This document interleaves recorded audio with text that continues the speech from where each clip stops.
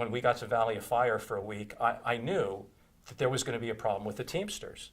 They were going to somehow get under our skin. And sure enough, the first day I'm out shooting on Valley of Fire, a sedan pulls up, and 3 guys that look like they came right out of The Godfather get out of the car. And I'm standing next to the Parks Ranger on Valley of Fire.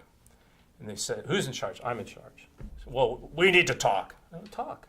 "No, we need to talk in Vegas. Get in the car."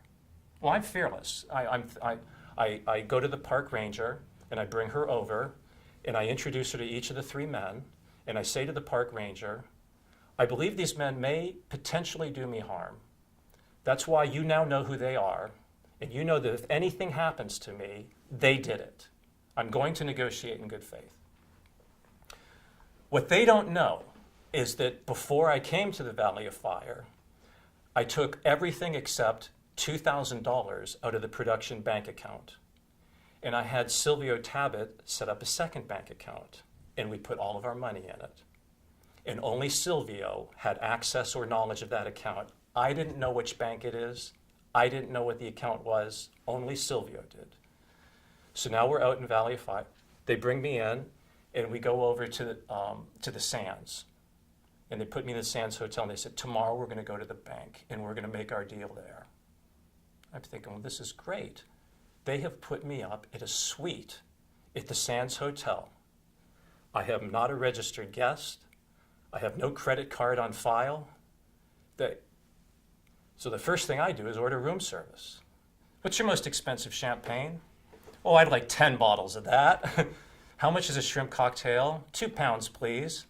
I go down to the bar. I look for the prettiest girls that I can find, and I say, "I have a big party at the suite upstairs." And we go upstairs, and I run up a bill of about $10,000 and have the night of my life in Vegas. Now it's the next day, and we check out, and these guys that look like they're from The Godfather, they don't know. All they know is that they had somebody standing outside of my room and following me down to the casino and then following me back to the room and not allowed in. So now we're at the bank, and they said at the bank that I need to pay $50,000 to satisfy all of the labor claims that they're making against me. There's no contracts being given, nothing in writing being offered. So the bank manager is sitting there, and I identify myself, and I have the checkbook, the corporate checkbook with Beastmaster printed on it. I said, "This is the checkbook that we use." I said, "Pay him $50,000. And they explained that they can't do this. And the Teamsters don't accept that for an answer. They said, no, we need the $50,000. And they say, "Well, he's only got $2,000 in the bank." They're shocked. How can this be? I said, "We get our money from Nasser Atassi.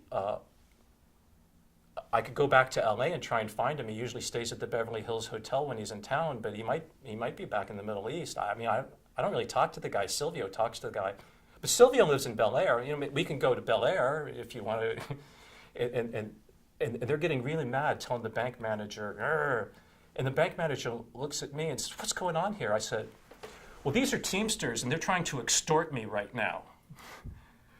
Bank manager runs out of the desk into the back office and starts to make phone calls. And somebody else comes out. They cash out our account for $2,000 and give it to him. And that was the plan I had all along.